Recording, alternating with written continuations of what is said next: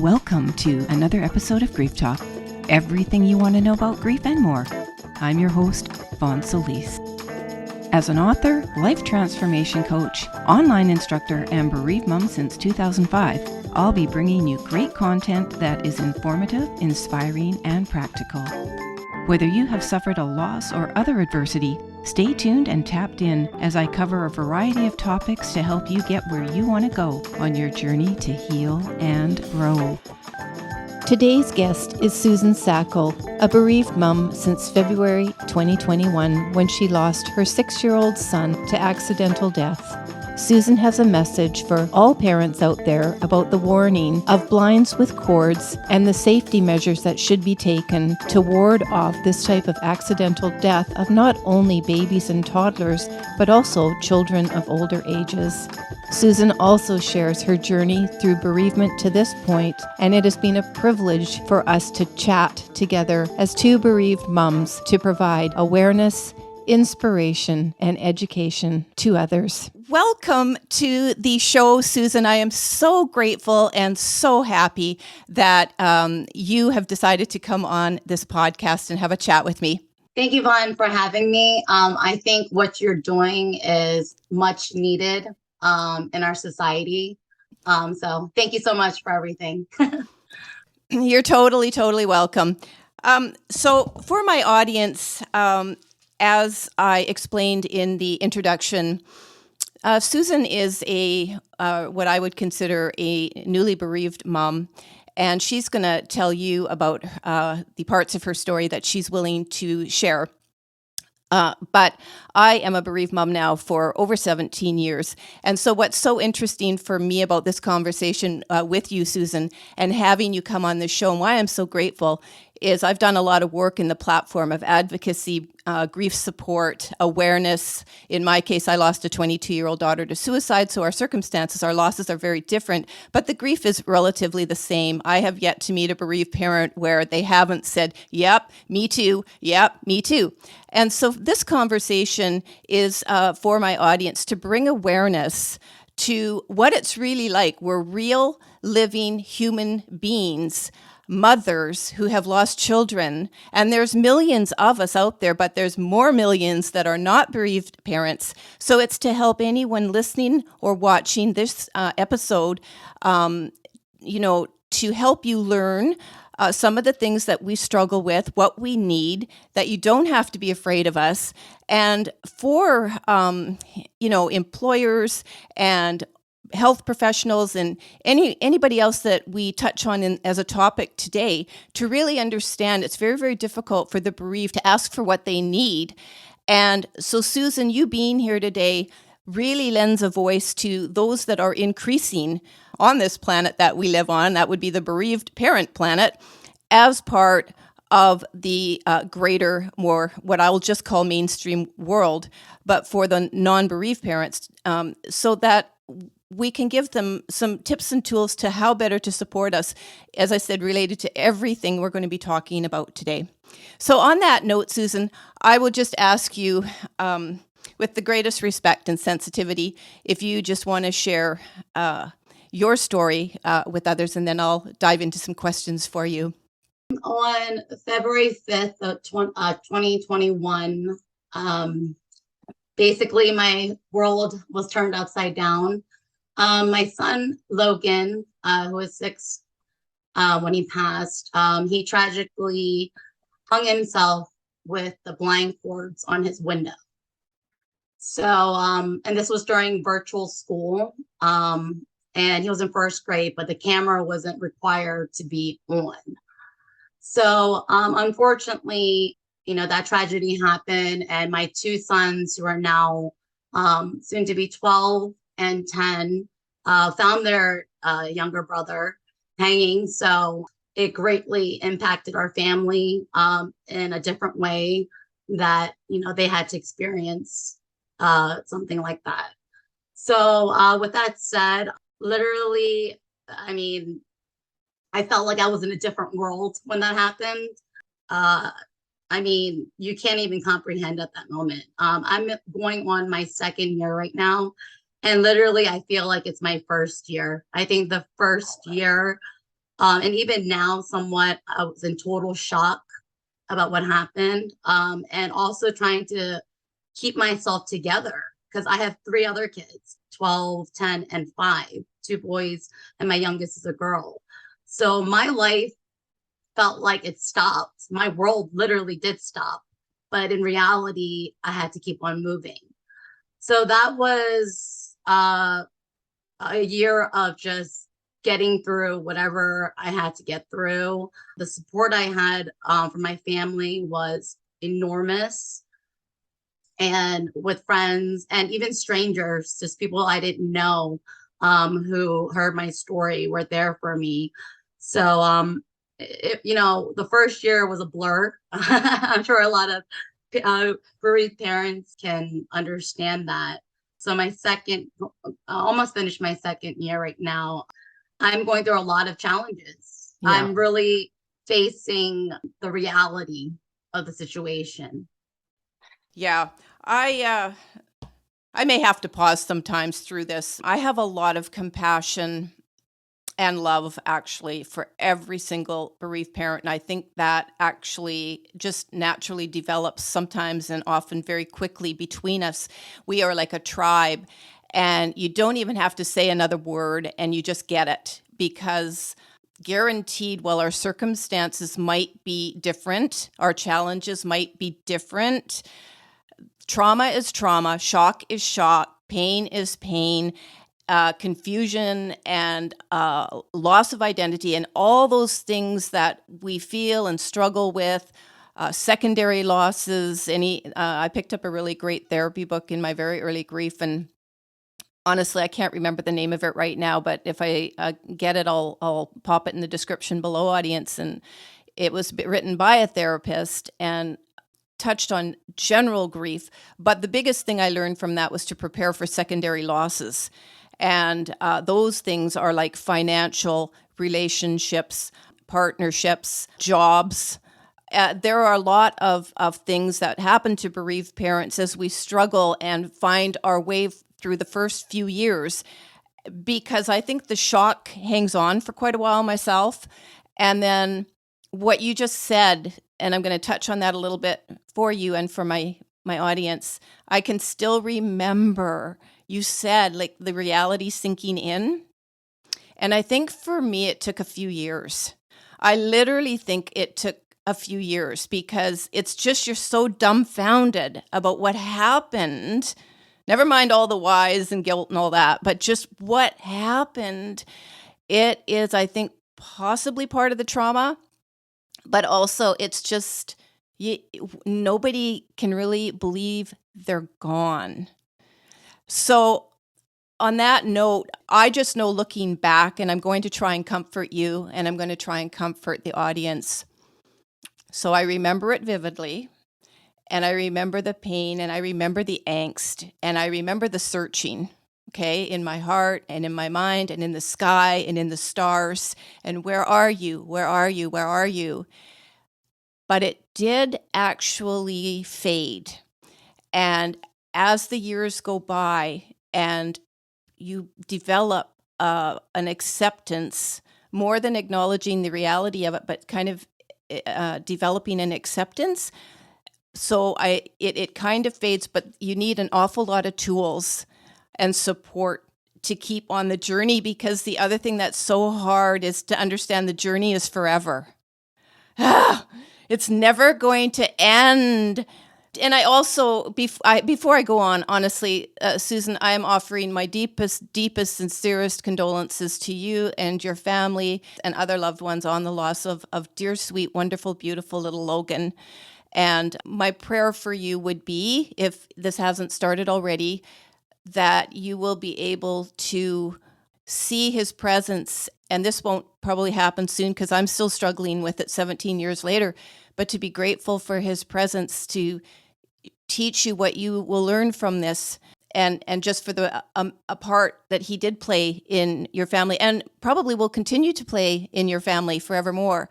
But that is a very long road in my experience and opinion, but each person is different. And those that can get to this point much, much sooner than I could and can, More power, I respect that. But it's that being able to really be grateful for their presence.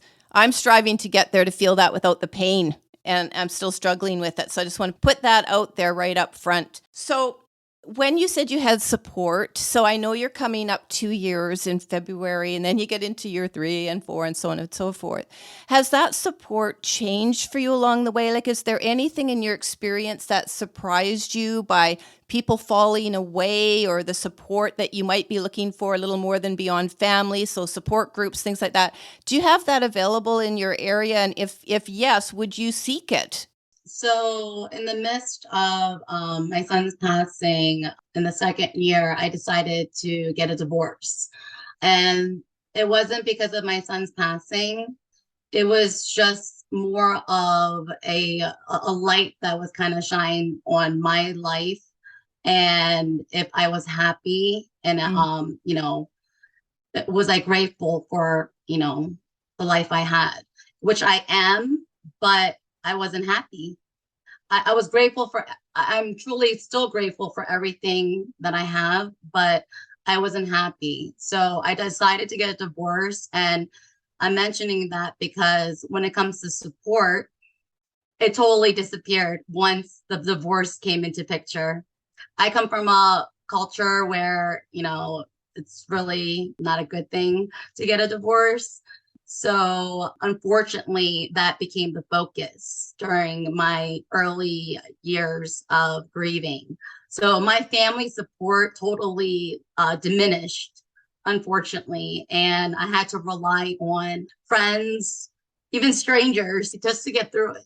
I'm emotional about it because I have a very close family in general. So it really took me by surprise that my divorce would be the focus instead of my grief and what I was going through, which I totally understand from, their perspective, where they're coming from. But at the same time, I mean, they just don't, unless you've lost a child, you do not understand what we're going through.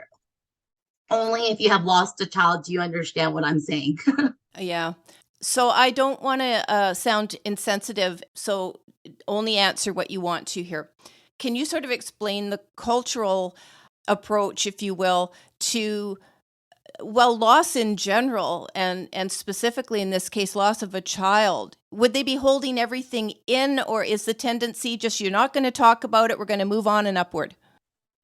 Honestly, I think everyone handles grief differently. And this includes the extended family, the grandparents, cousins, aunts, uncles. So I can't really say from my experience, from a cultural aspect, it doesn't have to really do with culture. It's just more their perspective. Like, you're already going through this immense tragedy. Why would you add on to that? But the thing that they don't understand as a grieving mom, I'm seeking light. I'm seeking happiness. I'm seeking anything to survive, to want to be in this world and live a happy life with my kids. Like, when you are at that point in the beginning of your journey, you are grasping for anything. Whether anyone thinks is good or bad for you is irrelevant, because they're not going through that pain. They're not going through that suffering. So Right. no one really can judge you for what you're doing. I agree. You need a wide berth for a long time, probably forever, to do what you need to do. Even if people haven't lost a child, I tell people, do what makes you happy. I tell my kids that too. So my kids, as far as support was concerned, honestly, the school was lacking. I mean, there's so many kids that need help. Yeah. The schools are just not equipped or educated enough to help these kids. So they basically fell through the crack, and no fault of the school. It's just that they're overburdened with a lot of kids that have issues. So, I say that, parents have to be really diligent. They have surviving siblings, to be mindful. For me, my kids are, I think, a little too young to go to therapy still. And they also have a great support system in our neighborhood. They have tons of friends that they hang out with every day. They go outside and play. So for me, right now, that is their therapy. But obviously, in the long run, I would like them to see or talk to someone, about what's going on in their lives. But I'm navigating that day by day. I monitor their wellness all the time, knowing that, they found their brother first. So I can't even imagine what, goes through their mind. So I just try to stay positive for them. In the beginning of my journey, I don't know what it was, but I worked very hard after the first year of changing my mindset and my perspective and how I thought of things. Because literally it was like, do I want to live in hell, or do I want to try and survive on this earth until my time comes? So it's those two choices I weighed. And for me, it was, I want to be happy. This is like a whole clean slate for me, I feel like. That I'm Wow. given another chance to do this correct this time and do what I feel like is good for me. And my kids, obviously, they're always going to be number one. So that's not in question. But I truly believe, as a mom, if you're not well and you don't take care of yourself first and do a lot of self-care and self-love and be kind to yourself, if you need to take time off and get away from your kids, you don't need to feel guilty. Everyone needs that time away to just recharge, focus, and just breathe. So I truly believe that, as a mom of, siblings that have lost their brother, that my wellness is priority, actually, because if I'm not in a good place, how am I going to teach my kids to be in a good place and, have hope for this journey?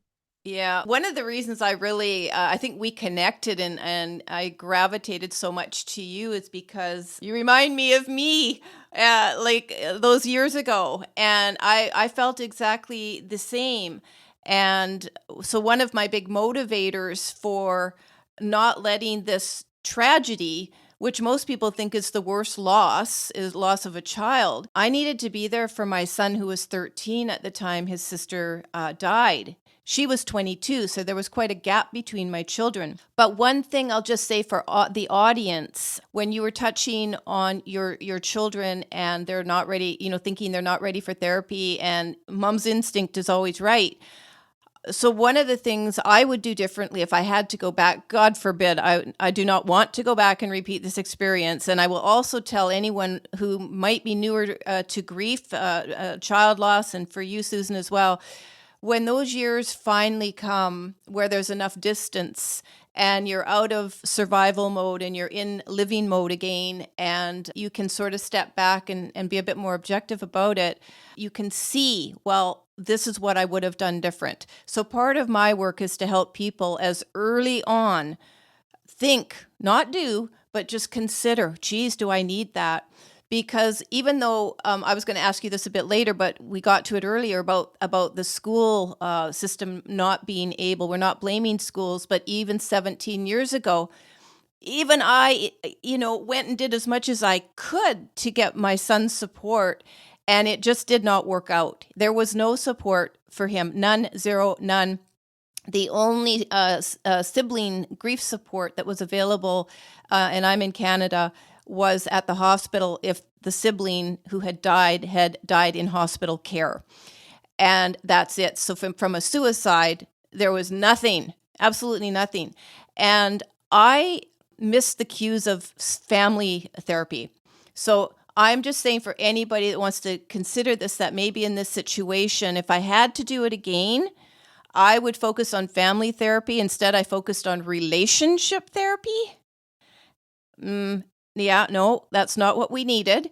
And we needed family therapy. And as a result, I feel that my son at 30, he has never reached out, to my knowledge, for support.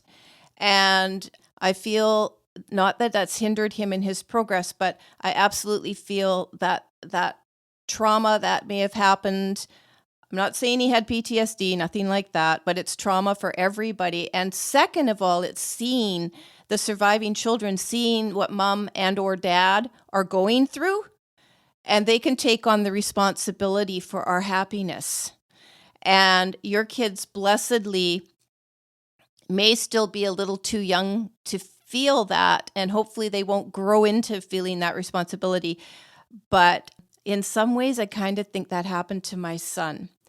But focusing more on the school, we asked him, do you want to go to therapy? So I left the decision to him, which at 13, I thought, okay. But he was probably just as confused. And some days he wanted to go and other days he didn't want to go. But mostly he didn't want to be seen as different by his peers. So it was left alone. And we did speak to teachers, and we did let them know he had lost his sister because he did get ill. He did show signs of lack of motivation and so on. And actually, it wasn't even lack of motivation. It was his inability to keep up with the pressure of the assignments and things like that. And so they leveled off a little bit, and they worked with him without making it obvious what had happened. But as I've said in my books I've written, in that he basically, I felt, lived a double life. And you know what? Looking back, maybe that's okay. Like, maybe that's okay too. And like what you're saying, your kids go out and play and they have fun. I do have a question though, Susan, only answer if you want to. Do you talk about Logan with your surviving kids? Do you agree with that approach, talking about Logan with the family and the kids? I embrace it because they're not in therapy. I'm almost like their therapist in that way to talk about Logan. I bring up memories, what he used to like, what he didn't like. I would ask them, do you remember this? And I know it's uncomfortable for them because mommy cries when we talk about Logan, right? So I'm always getting teary-eyed or emotional, but I told them it's okay. You should cry because you got to let those feelings out, right? So I talk about Logan all the time. I have his pictures around the house. Green was his favorite color. So the kids know, anything green, it reminds us of Logan. When we see a green car, we shout out, hi, Logan, when we're on the Beltway. I've come up with like little things because how can we forget Logan? He was almost 7 years part of our life. Yeah. Their best friend. So the brother. So yes, I know it's so difficult though. I cry all the time when I talk about my Logan. I understand the pain and the suffering of looking at the pictures. Even now, I it's devastating looking at his pictures. It's very hard. It's not easy. I don't think of always happy memories. It's more the future. Oh my goodness, I'm never gonna see him, grow into a man, get married, like what's lost. But the fact is, you got to go through those emotions and hashing out, but you also have to still live. We still live in this reality, this world. Although we are 50% here, I'm sure, and 50% in, where our kids are.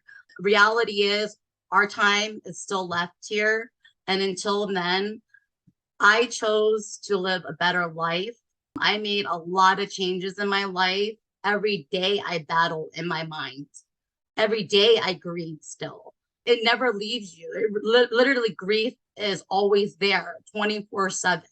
So do I want to sit here and suffer constantly? This is what I ask myself. I understand, Logan's never coming back and all those memories, but those are the things that will suffocate you if you stay there. Yeah. It's okay to go there and you have to, but to stay there for a long time, it's very hard to get out. So I encourage people to have like music, any kind of program that they listen to, people that they talk to, or just even stepping outside for that moment where you're feeling that immense pain, to just breathe and just get a breath of fresh air. Because I feel like when you have those tools to snap out of those moments, it gets easier. But you have to try. It's an everyday deal. Like you said, our grief will never leave us until we leave this earth, until we meet our children again, right? So, I mean, that's what I've been doing. Do you, I'm so curious because there's a couple of things I just wanted to ask you, given you're newer in the grief world. So when I was in it, there was zero tolerance to talk about my daughter freely.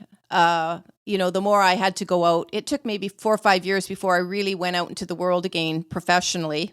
I did some odd jobs and I won't go into it here because we needed money. And, when you're surviving, you just go out and do what you have to do. But even in that scenario, I never felt I had the freedom to talk about my daughter, to talk about my loss.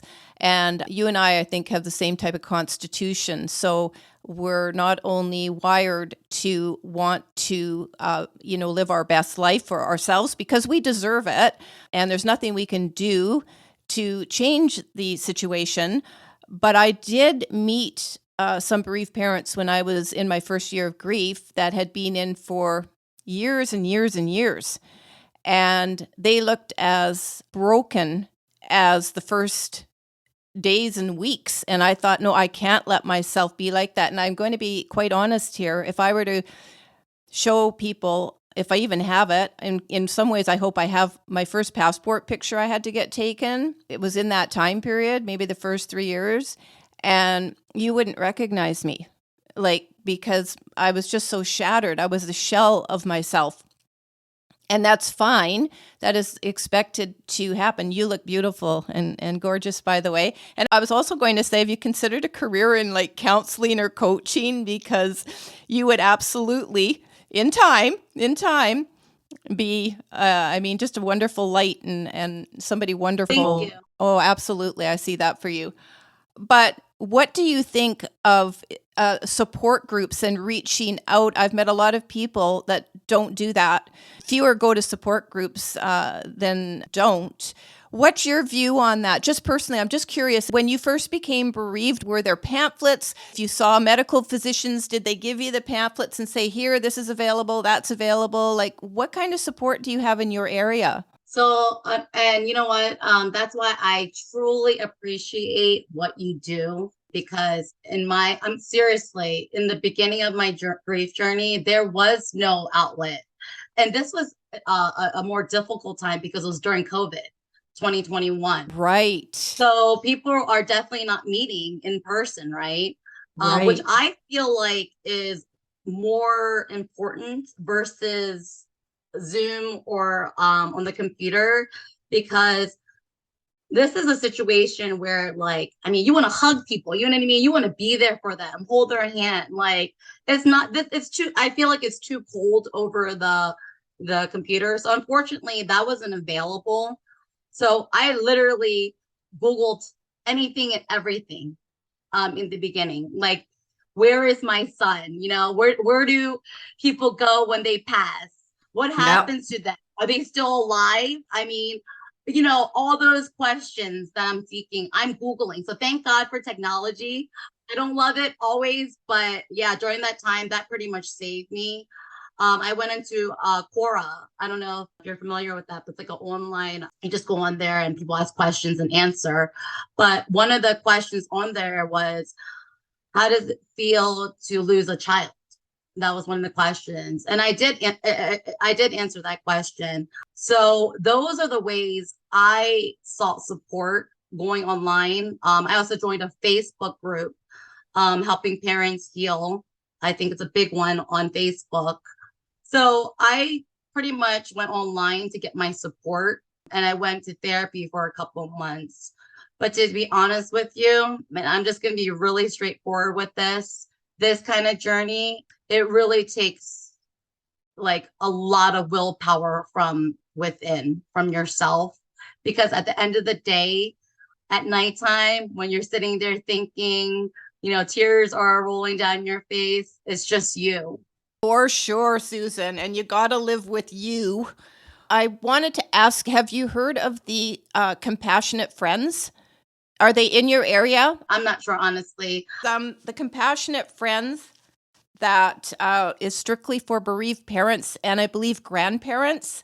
And there is a large organization, the Bereaved Parents of the USA, and they have chapters all over the place. I'm just saying, for anybody, you're in the New York area, are you, Susan? I'm in Maryland. So for anybody, but in any state, if you are a bereaved parent watching this and feel that you want to get some physical support, those are two organizations. I'll put the main link to the United States chapter and the Canadian Association, I should say. And then from there, you can branch off and check and see if they have local chapters in your area, because they are really a wonderful, wonderful resource. And it started many years ago, and it's global.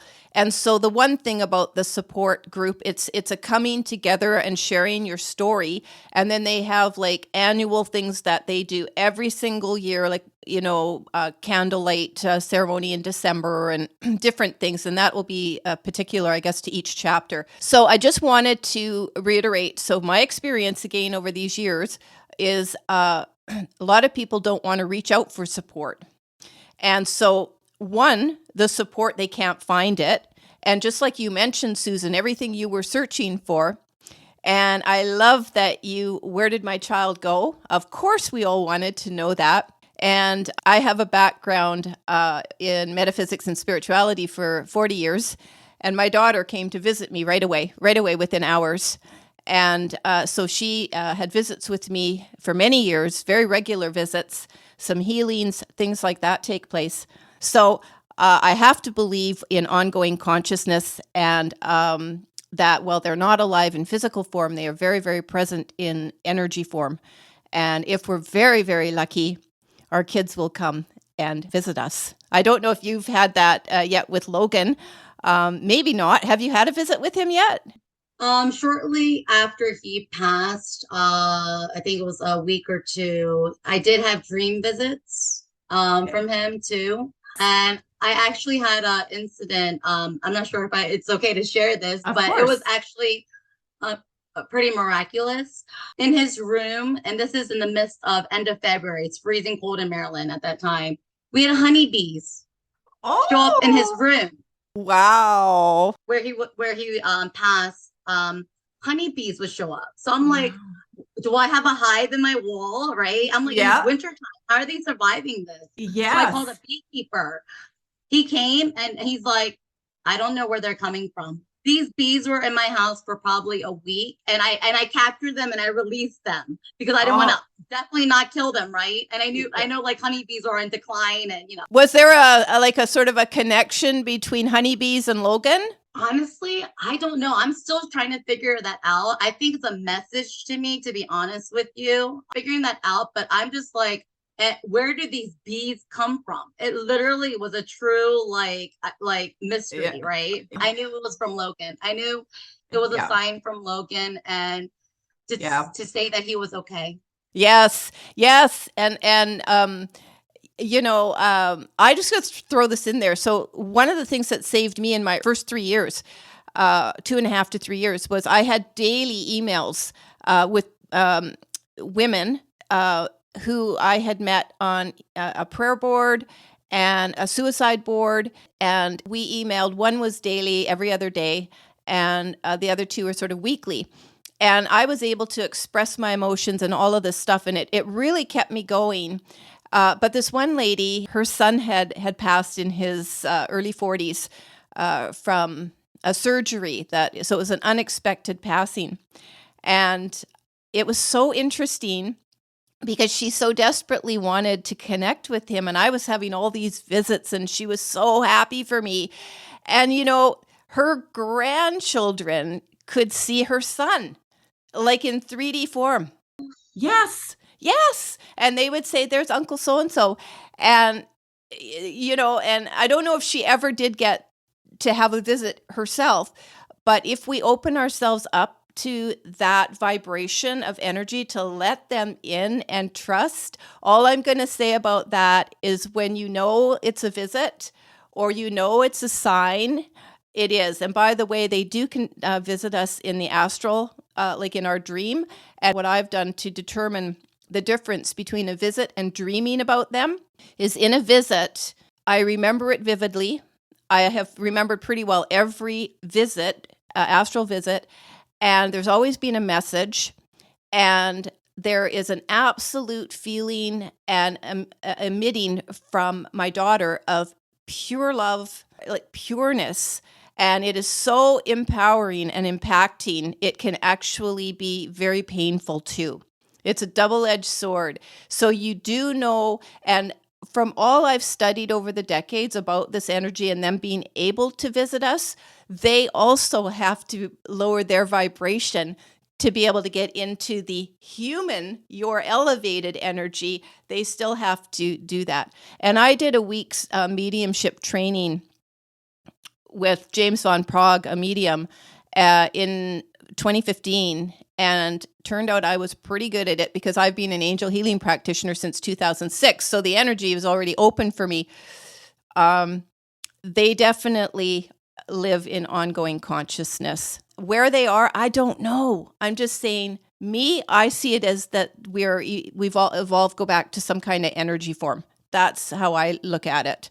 With knowing that information for me, I mean, that was a game changer because in the beginning of my journey, because in the beginning, I'm like, oh my goodness, I'm never going to see him again. You know what I mean? This is done. Right. Yeah. But then once I realized he was still around, that for me, it was a game changer because I'm like, then I can still survive. I have something to hold on to. It's so comforting, right? It is, knowing that they're not gone, right? So with that said, that helped me a lot in the beginning of my journey with all these signs that he was sending. The bees was a huge one. Yes. Unexplainable, literally, right? So knowing that, I hope parents, if they can be open-minded and feel it. I mean, I think in the end, right now, the grief is so immense, even for me, that I can't feel it, like those dreams. I'm sure parents are like, oh, how come I'm not getting it? It's because this grief is a tricky thing. It's so powerful for us grieving parents. It's a daily thing we have to manage. We have to be prepared for it, kind of know what's expected and to prevent it. So I have a lot of anxiety sometimes when things change. And with that anxiety, it cripples me. I literally can't type sometimes, like I'm shaking because I have so much anxiety in me. Yeah. But honestly, I think for me, breathing, I do a lot of yoga. I know you mentioned, like, what do I do? Support for me is not just people, it's the things I do too. So support for me, my yoga literally is my therapy. I don't go to therapy because yoga is my therapy. I found a lot more benefits and value in that versus talking to a therapist. And don't get me wrong, that's just me. This is my journey. And I do have a lot of other people that I can just talk to in general. And I do express myself well. So that's why I don't have a therapist. But physically for me, the anxiety has been the worst. I've never had anxiety in my life until my son passed. I was a happy-go-lucky person. And then now I have this physical feeling that is trapped within me. Like it's this energy trapped within me, right? And the yoga truly, I mean, mind, body, and spirit helps me 100%. I do hiking as well. I run. So for me, physical activity and being out in nature is critical. Nature for me is my medicine. I feel so much better when I just get outside and take a walk. So I encourage, parents that are going through this journey to really take care of themselves and to implement some form of activity that they enjoy doing, not that they have to do. I love hiking because, it's in nature. Yoga, it calms me down. I can see the good benefits from it. So everyone has to find their, own thing because it's really your own journey. Yeah, I just want to ask here though, just because I don't want to forget to ask you this. So I 100% agree. We all have to find our own way. But the one thing I think, well, maybe there's a couple things, that it is our constitution, that is, there's something within us that will not allow ourselves to wither up and die inside. So to do the yoga, to do the hiking, whatever it is, for me, it was really immediately starting to work with angels. 9 months after my daughter died, I certified as an angel therapy practitioner with Doreen Virtue. And that I lived in that world quite a bit, and it was easier helping other people.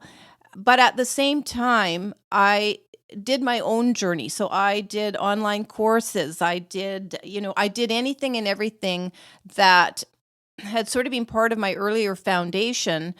But this time I figured that I needed to go very gently. So I really, everything came into question for me. My whole foundation of metaphysics and spirituality, where everything in their right and divine timing. We create our reality. There are no mistakes and all of that kind of stuff. So when my daughter took her life, that was a lot to kind of go, I signed up for this? What?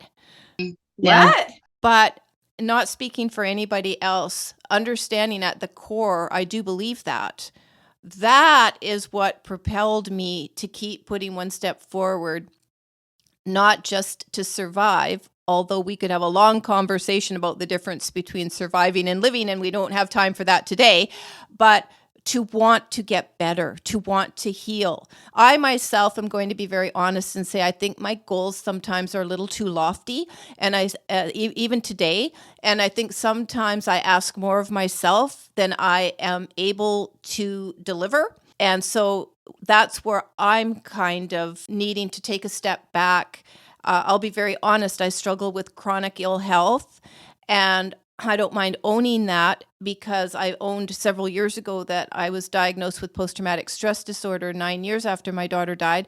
And I absolutely believe it's one of the things that health professionals should check for bereaved parents right off the bat. And if they don't have a health professional do that, check for yourself if you even think remotely you might have acquired PTSD, because that was largely responsible for a lot of craziness I felt. That when I was reading books in the early first couple of years, and a lot of these bereaved parents, a lot of them written by, there aren't that many books out there, but the handful, even if there's 100, that's still not enough. They all said they felt like they'd gone crazy. And I was like, what? Like, no, I don't want to go through that. I don't want to go through that. Nobody gave me the answers I was looking for, which at the time was I ever going to be okay being on the planet without my daughter, my child? So nobody has that answer, because ultimately that's for us to decide ourselves within. And what I learned and really, really got about 3-4 years ago was that it's okay if we never get to that place. It's okay if we never fully heal. The goal for me and all of the work that I do in offering this platform is to give people choice about what they could have for themselves or envision for their life when they're ready. And the moment you're ready, you just know, because, and I'm going to tell you what's really important here. Again, having the ability to have some distance and objectivity and look back and not be all consumed by pain, because there are days that you're more consumed by pain than not. And today that is just not the case for me. I have a fairly content life and lifestyle, and I'm learning to honor my daughter's presence. I now have enough of that distance where I can now look and say to her and to myself, okay, am I ready to be really grateful that this happened? And while I wouldn't want to do this again, ever, I'm tipping more to feeling that than still being in too much pain to even consider that. I do want to just really quickly talk here, even for yourself, that survival thing. So even making choices in the early days, weeks, months, years, where you're committed and saying, I'm going to do more than survive this. There's still the balancing that has to take place with the humanness of the experience. But it is the will and the intent to overcome as much of that as possible to get to a point where it becomes beautifully integrated as this happened. And I am now okay that this happened. I didn't like it and I don't like it, but I accept it. And one day we'll be together again, for those of us that think that with our lost loved one and our lost child. But even if we're not, that we're okay with the experience, which is largely what I've been able to translate all of my work into becoming.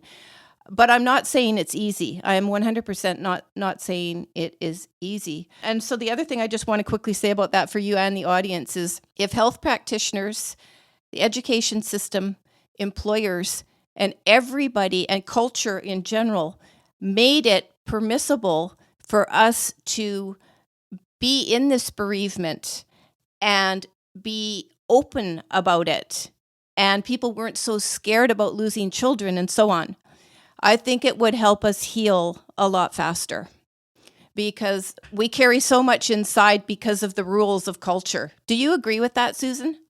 I do. I can feel it. Like when I mentioned my son's passing, like automatically I can see the other person freeze up. Like, what do I say? Oh my goodness, so sorry.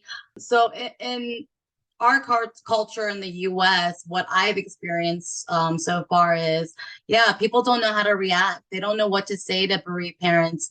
I mean, what do you say? Like as a bereaved parent, I tell people, don't even worry about, sorry is great, but it's like, you really can't say anything to me, and that's okay. But is it okay, Susan? Because I let it be okay for many years. And I was always going, it's okay, it's okay. And I was always comforting them. And one day I decided, you know what? Why am I comforting them and saying it's okay when I'm not okay with this? So in other words, they would say, I'm so sorry for your loss, if they had dared to ask me how many children I had and I had decided to be truthful. So my response would always be, when they gasped and went, oh, it's okay, it's okay. And then one day I decided, about 4 years ago, I don't think I want to say that. When they go, I'm really sorry, then I start going, me too. I'm really sorry it happened. So you're finding that today, years on from my experience, that people are still gasping when they dare ask you, well, what would make you be honest and let them know you'd lost Logan? Honestly, I am a very just honest person in general. So, I just tell people in my experience, like, I lost my child. This is how he passed. And I tell people the story because, number one, it's a safety issue. Yes. The blind. So I didn't touch on them in the beginning because I was like all nervous with nerves and everything. But I really do want to mention about the blind cords, because they are in many homes today, even still, and they are silent, danger. I have 4 kids, raised them all with blind cords at my other house, and I had no issues. And they were toddlers then. My son, tragically hung himself at almost 7 years old. So when people think about the blind cords, they think about babies and toddlers. Yes. It is a danger to kids in general. So, I urge anyone that has blind cords to cut them off. Don't ever think, oh, that's never going to happen to me. Because can you get blinds that don't have cords at all? Oh yeah. So now, because of so many deaths, upon reading about kids dying from hanging themselves with the blind cords, it's been going on for decades. It's a tragedy that they even kept blind cords around for that long. So now, yes, you can still buy them online, but in stores you cannot get blinds with cords anymore. So they're still available, but they're trying to change it now because they understand the risks and dangers. I mean, the deaths that happen. This is so powerful that you've got a message for parents of young children and school-age children, because you're the first person, I have to say, I ever met that this tragedy happened in your family. So if somebody out there is watching or listening to this and they happen to have blinds with cords, if they cut them off, they can still open their blinds. They just can't move them up and down. Is that right? Yeah. So we didn't have any issues the first 5 years of raising our kids with blind cords. So it never even occurred to us, or wasn't even mentioned. Like, honestly, I was never told that blind cords were a danger to my kids. So that's why I tell people my story, because people just don't know.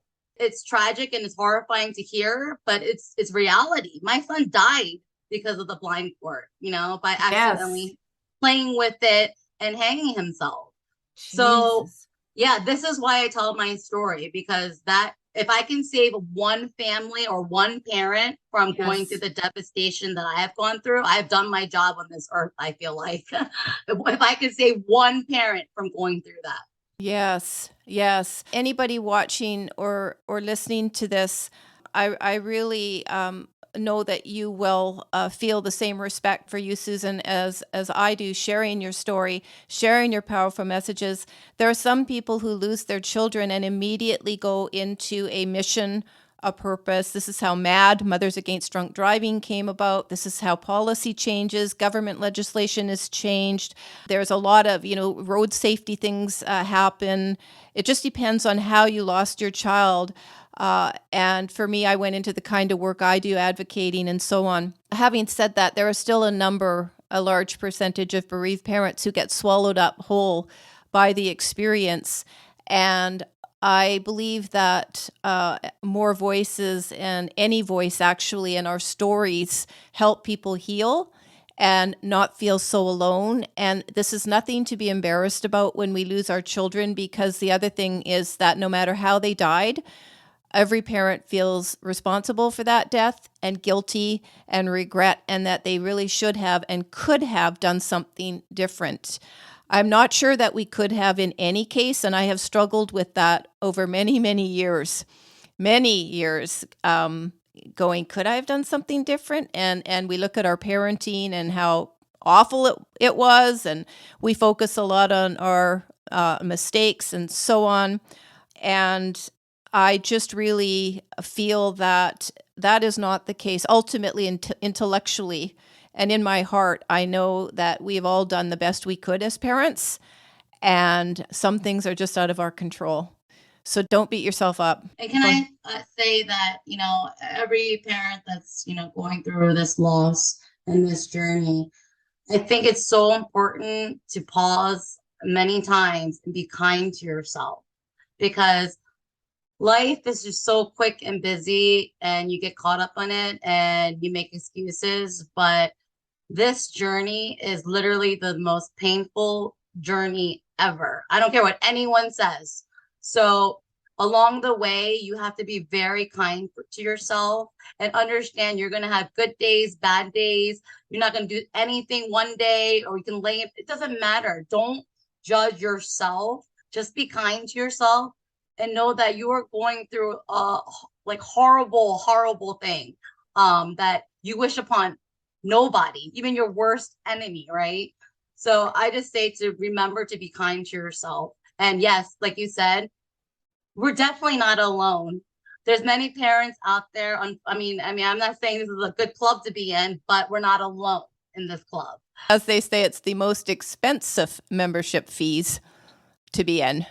And I've always remembered that. But I just urge parents that, feel stuck and don't want to communicate, even to just go online to Facebook or any kind of online community that helps parents, through this journey. This is what, I go on Facebook, and for me, it's therapeutic to respond to other people's suffering and pain. Be like, hey, be positive. I try to lift them up, because I feel like that helps me heal too, by helping other parents that are going through this. Yeah. One thing I want to say, and nobody get mad at me out there watching or listening, but this was what I actually really did find. So support is very important. And just like you said, Susan, however you can find it, back 17 years ago, we didn't have Facebook and that. So we had chat, and we had prayer boards, and we had private boards. And I don't even know if they still exist, but somebody would administer them, and they were like a board. I actually think there might be a few of them out there for something, but I don't know. So there were suicide boards and so on. And you would kind of apply to the administrator to join, and then there was etiquette, obviously, like there is in most social media. But one of the things I found as I went to about 3 of them was that a lot of the members kind of wanted to stay where they were in their pain. And they weren't very receptive to the idea of wanting to get better.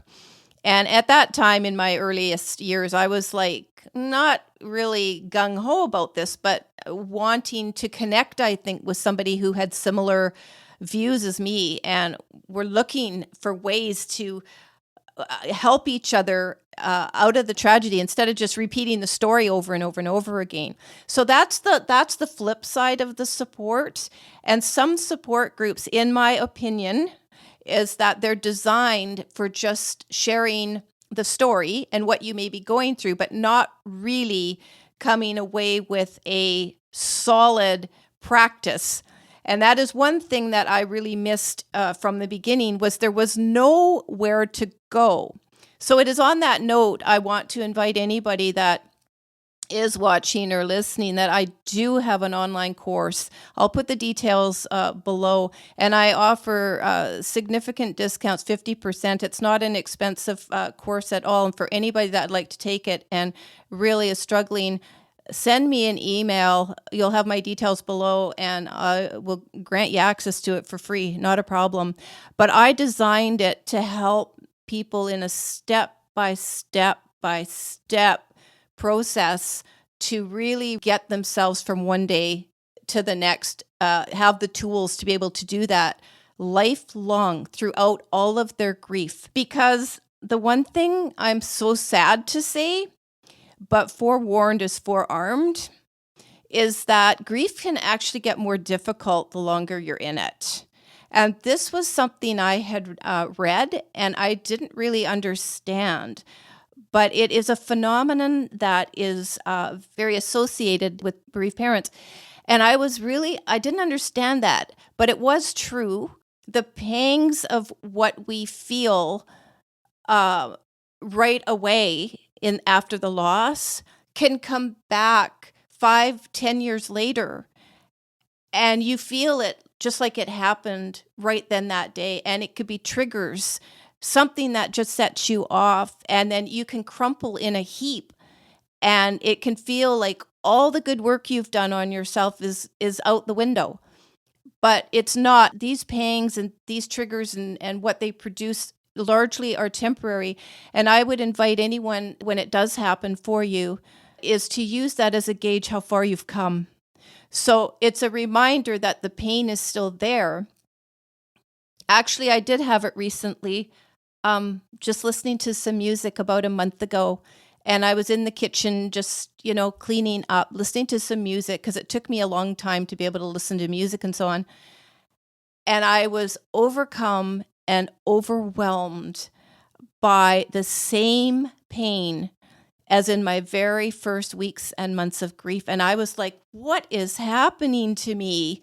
And I literally had to stop, take myself out of the situation, cry, take some breaths, and then go back. And I was like, wow. And so this pain lives within us, but it's also a goal of mine to honor that and respect that.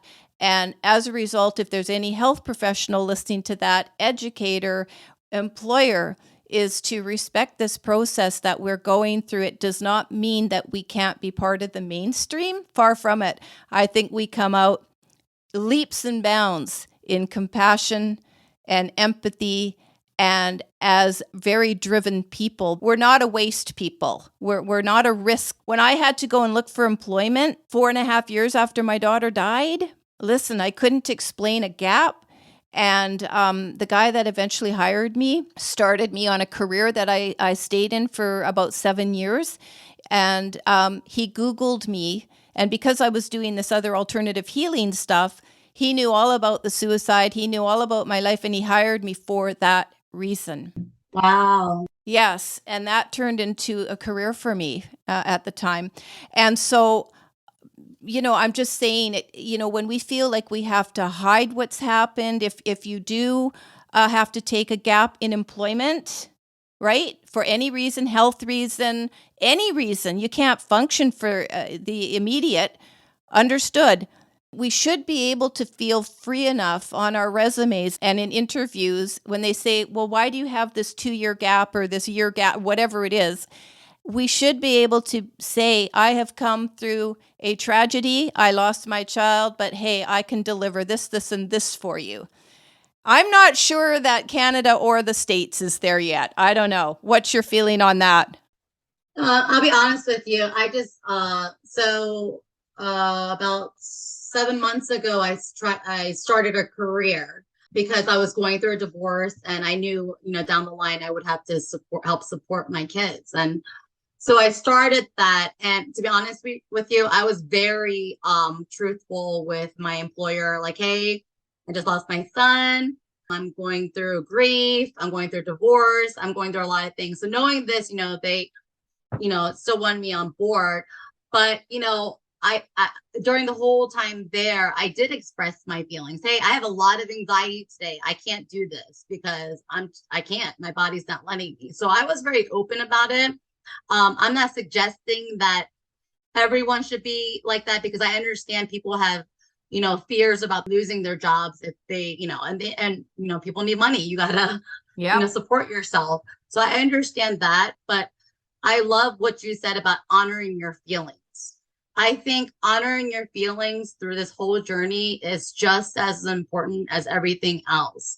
And I think it takes a lot of courage to just even express, what you're going, like, the grief, even going through that grief or expressing to anyone takes a lot of courage.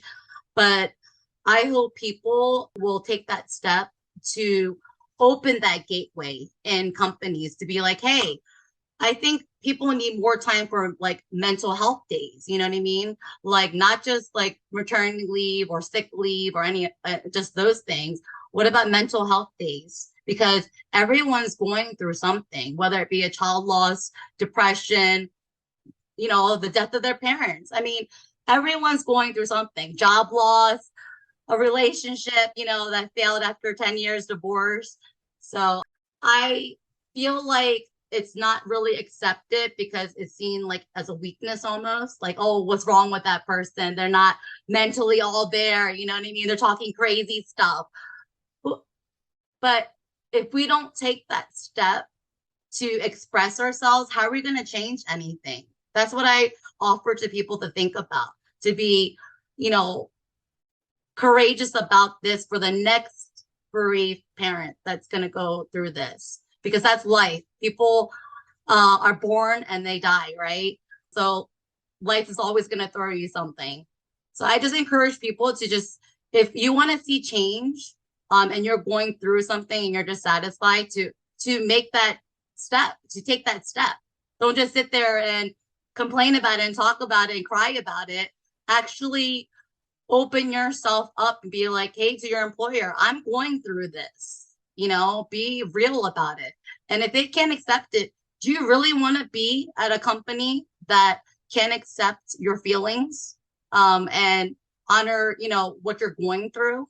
I mean, I just, throw that out there. Do you want to really stay at a company that supports you in that way? Because for me and my journey now, it has to be full. I need help. I need support. I need people that are willing to bend over backwards for me if I need the help, because I'm going through a huge tragedy in my life that I want to overcome, but I need that help. Don't be afraid. Like, I never asked for help before my son passed. I did everything. Now I ask everybody for help. I have no reservations about that, because I just feel like the more help you ask for and receive, it's like a circle. It comes back to you. So it's like a give and take. I do encourage people to just be courageous. You're going through the death of your child. You can do this. You can express yourself. If you can get through the death of your child, you can do anything. Oh, Susan, you're saying something that took me years to sort of understand. And trauma, I know we're going to wind this up soon, but I just want to also make very clear from my experience and looking a whole lot into PTSD, From all I have researched, I have not come across anything that directly links PTSD to grief and specifically loss of a child. So it's adapting what I have learned in webinars, that are sponsored by psychologists and psychiatrists working in trauma and reading and so on. I adapt what is sort of related to other types of situations that could cause PTSD. So vets, first responders, jurors, whatever. And I adapt it to, well, now, what would they do? How could I apply that to losing my child? Because it's just in a league of its own. But I will say that when it came time for me to go on disability from my job in 2015, I had many accommodations made. So they were very, very good that way. And they were a variety, and each accommodation eventually, had me working 4 days at home. But eventually it still led to a disability. So one thing I just want to say to folks is we can drive ourselves. Oh my goodness, that's part of the survival. But drive ourselves to a point that we will collapse at some point if we don't take care of ourselves. And I did that. And when it comes to the point of collapse, I always wondered what that would feel like. Well, for me, what it felt like is I couldn't get out of bed and I couldn't do anything anymore. And so I went on disability, and it was a complete educational process for me, educating practitioners, my employer, my therapists that I went to, what it was truly like. I came away from that, not surprisingly, like you said earlier in our conversation, unless you've gone through the experience, you're still kind of using models of therapy and Exactly. models of HR to sort of treat things. And that is not what we need.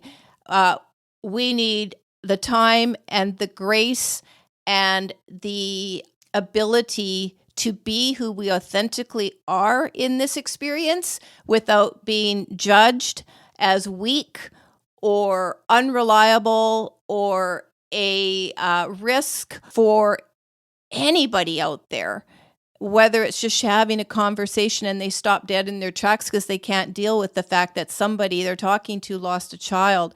So culturally, we need to change in every way. And as you just said a bit ago, Susan, we only can do this if we voice it and we become strong enough to ask, if not demand, what we need.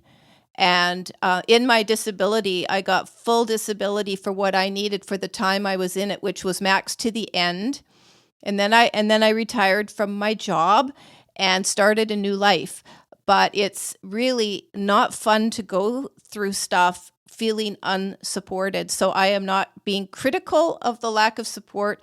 I am being hopeful that the more voices that people in those fields hear and maybe even work in, that they will understand the true needs of what we need. And for those of you grieving out there, please, please, please be strong enough and courageous enough to ask your doctor for what you need. Go to therapy if you have the means, the financial means to do it. And really just not be afraid to claim who you are and what you're going through at any given moment, because in the end, we're not that different from anybody else. Are we, Susan? We all have issues and problems. So when someone says to me like, oh, I'm so sorry, you lost your son, that's the worst pain. And I'm thankful for that. But you know what I say? I'm like, well, we all are going through something. We all are going through some things. And no one's is worse or, less worse than the other person, because we all deal with our issues differently. We're all special in our own ways. No one will go on the same journey.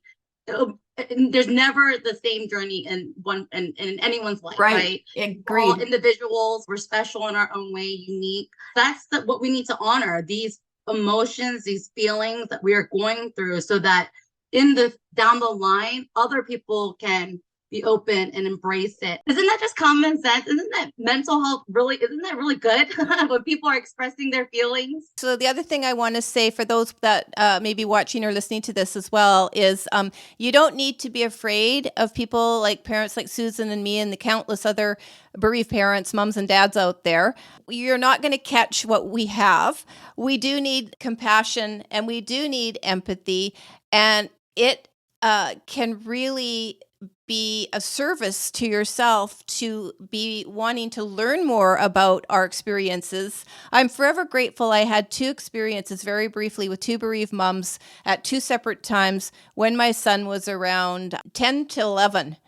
And they felt safe enough to tell me in each case that they had lost a child, young children. And instead of me going, oh my God, I just said, tell me about that. And I was very, very curious. And so little did I know I was going to be one of them a few short years later. But I know what it's done to me for many, many years to hide a part of my life that was so fundamentally important, which was my daughter. And I don't have another daughter. So to have to hide that part of my life because people are too afraid to hear about it, that's when I decided, no, this is not going to happen. And I'm as graceful as I can be about advocating in this area because when you have to, tuck your identity away or you lose it completely because there's nowhere for you, there's nothing to do, so you don't know what to do, so you really have no identity. That's exactly what happened to me. With no disrespect to my son, I love him dearly. He's my only son, but he's now 30. My daughter would be 40 in February. And I'm like, but what happened? Because I have not been given the ability for these very long years to talk so openly and, publicly about her, other than in books and so on. People don't want to hear about her. So it makes like I've lost a decade of time when I go, but I would have had a daughter turning 40. And but I can't. I'm a mom who has a son that's 30, but it's kind of complicated, but you get what I mean. And there's that missing piece in there.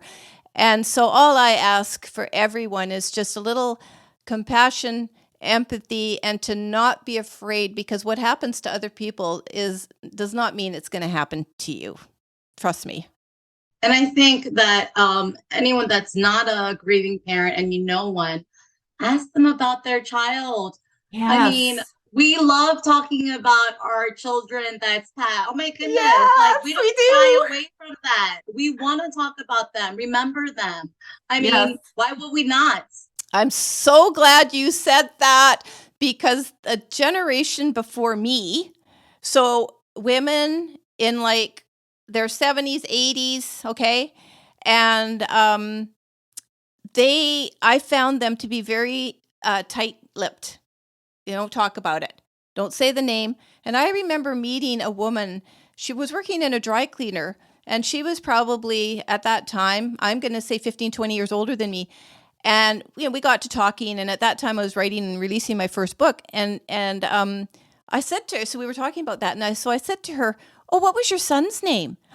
And she just about fell over. She said his name, and she said she hadn't said his name in 20 years. I was like, what? And she wasn't allowed to say his name around all of her family and so on. And I've never forgotten that. And I was like, are you kidding me? And so generationally also, and that's why, again, I'm very appreciative for you chatting with me today, Susan, because you're a generation or a little more, I don't know, behind me.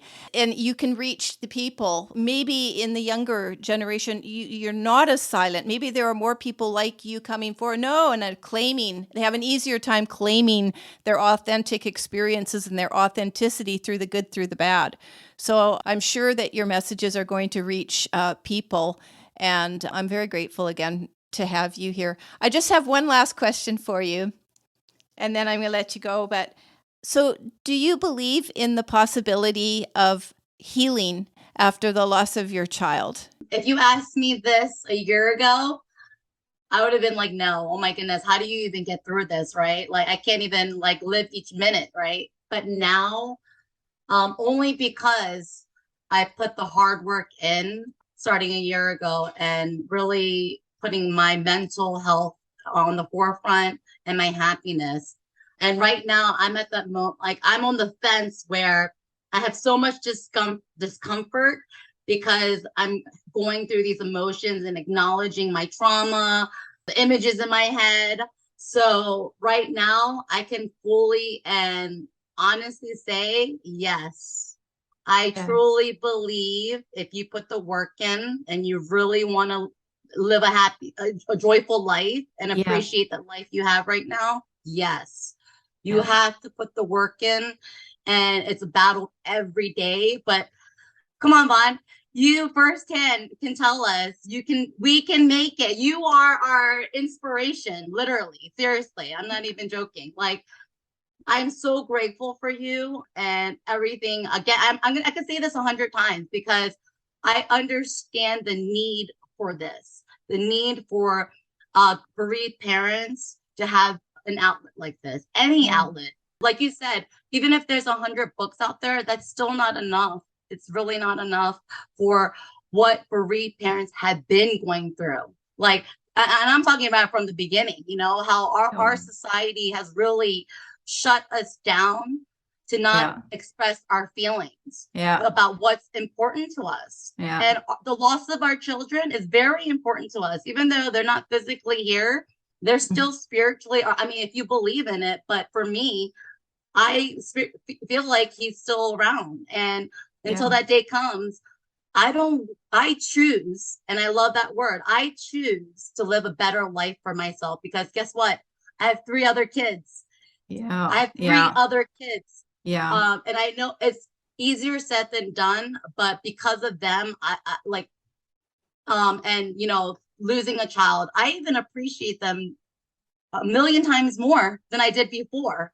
I want to spend quality time with them. I want to savor every minute with them, because guess what? I couldn't do that with my, 3rd son, Logan. So it's your perspective. It's all in the mind. I'm telling you, the mind can be a beautiful thing, but also very dangerous, because it could take you on a very dark path. But it's just, like you said, your willpower to want to survive, to want to, be okay. Exactly. And so you're basically already reiterating a lot of what it took me years to put together in my mind and to articulate. It took me a long time trying this, trying that, and being consumed by work. But what I found is the point we reach, whatever we put a lot of our energy into, and it can only be 1 or 2 things at a time, and then it shifts and it becomes this and it becomes this. And hey, like, there are things that take our attention in certain years when we're in this bereavement process.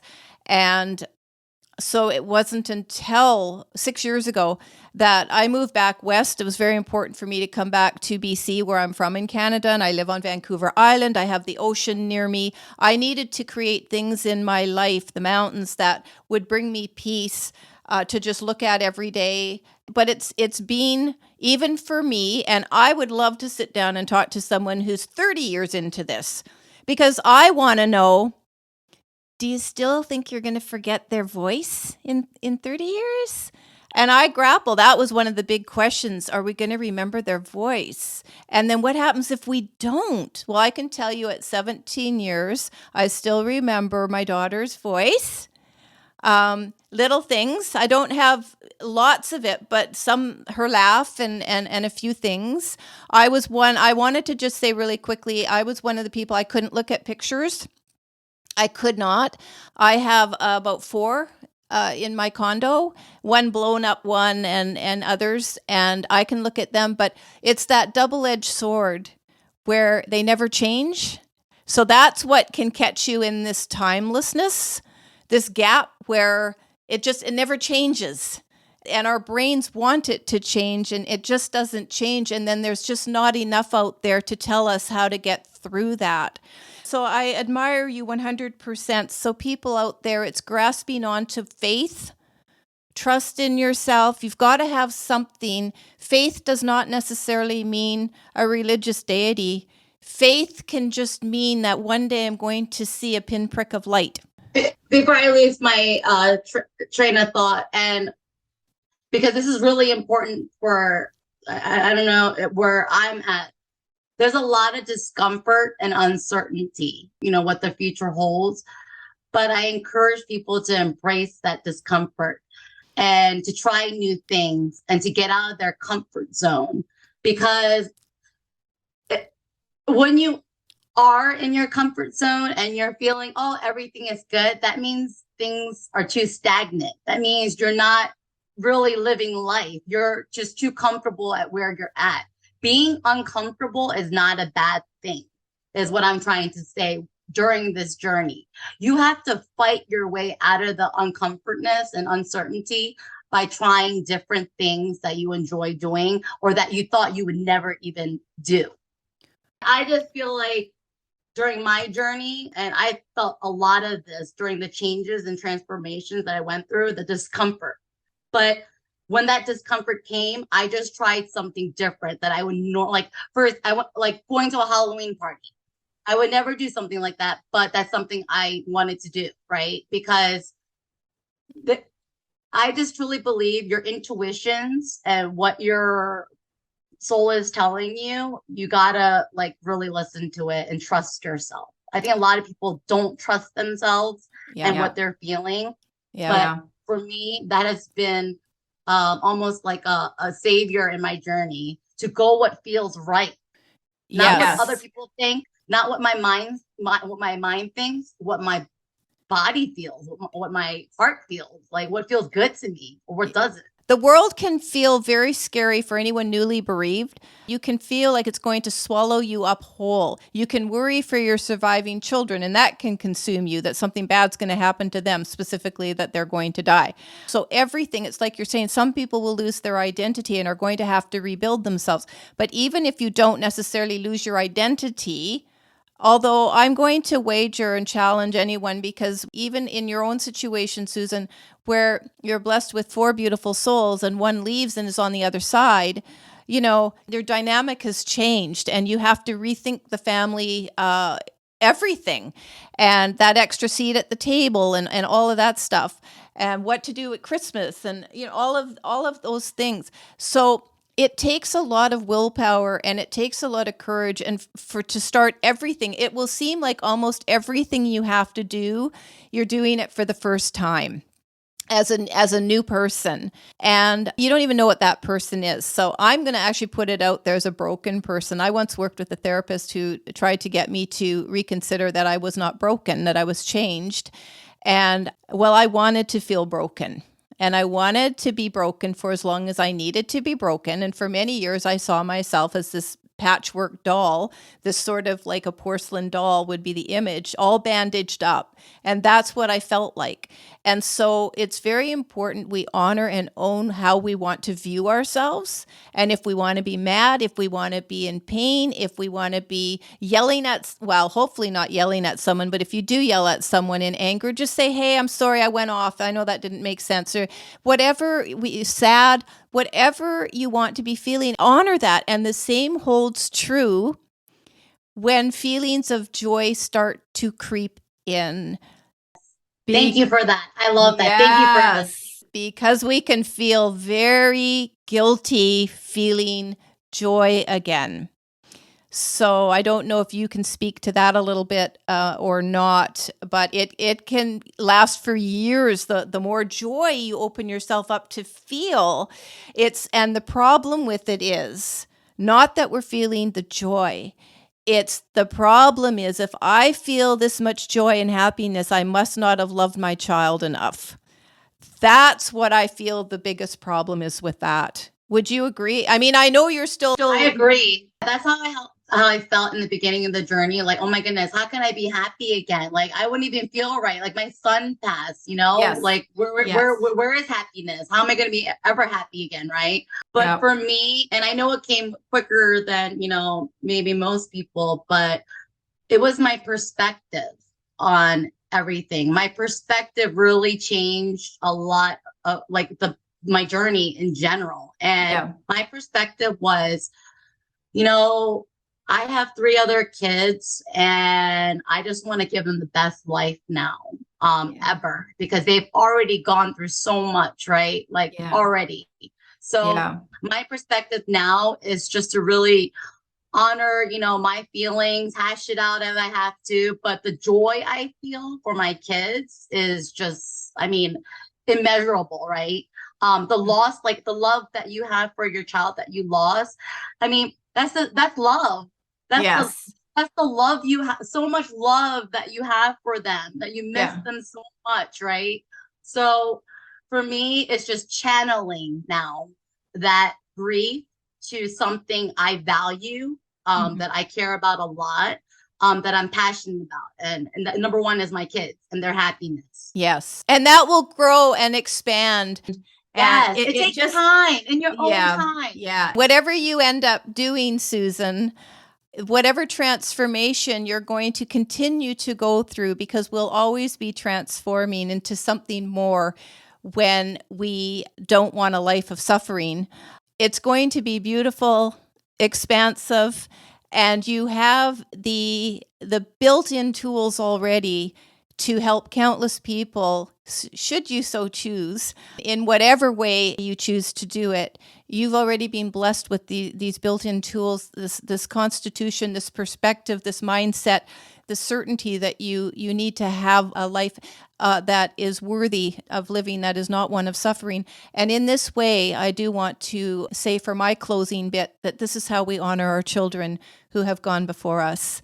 I cannot let my daughter's choice to leave the planet mar my life and have her remembered in that way. It's to honor her that I made a commitment to her right from the beginning that I would beat this suffering and I would do as much as I could to, at the time it's of my transition, I could say, you did okay, girl. You're doing great. Yeah. So that's my goal. Anyway, Susan, I could talk forever with you, but is there any last things that you want to leave our audience with? I just want to say to all the grieving parents out there is that, there's always someone out there that understands. Like when you're sitting there and you're crying and you're in your darkest moment and you feel all alone, just remember that there's someone that understands exactly what you're going through. And I'm not saying situational wise, I'm saying that pain that we share is something that will connect bereaved parents forever. Like, I don't even need to know you. If I know that you've lost a child, we're connected forever. Like, exactly. I will be your friend forever. I'll be there for you. Like, anyone that I come across that I know that's lost a child, I always offer my time or my phone number. Call me, text me, 3:00 in the morning. I don't care. You could just say, I feel like crap. Like, I just want to die right now. I don't care. Send it to me, because I think everyone needs an outlet to express their feelings, whether it be pen to paper or typing it or talking to someone or whatever it may be. You got to let it out. You got to let it go. You can't hold on to it forever, because it will destroy you. Yeah, one of my goals, I'll just say in closing, and I've been thinking about this for a couple of years, is I want to start a community. It would have to be a virtual community. And I ran a global intention group for a year. If I can do that, I can run a grief support group.